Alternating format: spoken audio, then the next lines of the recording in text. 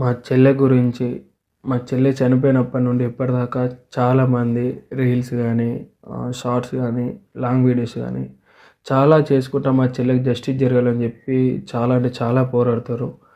ఇంకా మా చెల్లెకి జస్టిస్ జరిగేదాకా ఇంకా అంటే ఇంకా పోరాడదాం.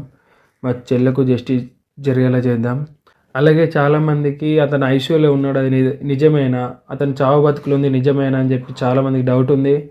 ఇంకా చాలామంది వ్యూస్ కోసం మనందరికైతే తెలియదు, కానీ పోలీసులు సమాచారం ప్రకారం అయితే అతను ఐసీయూలో ఉన్నాడు. సో ఇదంతా పొజిషన్ అయితే క్రిటికల్గా ఉంది. అతను చావు బతుకులో ఉన్నాడు. తీవ్ర అస్వస్థత, అంటే ఊపిరంతా పోవడం, అతనే ఫుడ్ జైల్లో ఫుడ్ పెట్టినా కూడా తినట్లేదంట, సరిగ్గా నిద్రపోవట్లేదంట. ఇవన్నీ సంథింగ్ చాలా అయితే చాలా జరుగుతూ ఉన్నాయి. సో వీటన్నిటి గురించి కూడా మనం వీడియోలో మాట్లాడుకుందాము. సో అతనికి ఏమైంది, అతను చంపి వెళ్ళిపోయిన తర్వాత ఎంతో క్యాజువల్గా వెళ్ళాడంట. అట్లా వెళ్తే నాకు ఎవరికి అనుమానం రాదు కానీ అని చెప్పి అట్లా వెళ్ళిపోయాడు. మామూలుగా అతను చేయాల్సిన పనులన్నీ చేశాడు, లొంగిపోయాడు.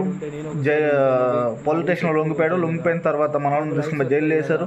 జైలు వేసిన తర్వాత ఫుడ్ తినలేదు, మనోడు సరిగ్గా నిద్రపోలేదు. సో అందువల్ల అస్వస్థత అయితే వచ్చింది.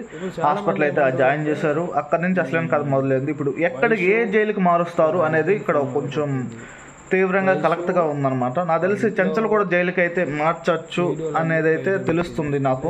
మ్యాక్సిమం చెంచల్ కూడా జైలుకి అయితే మార్చచ్చు కూడా. మీరేమనుకుంటున్నారు ఈ వీడియోని?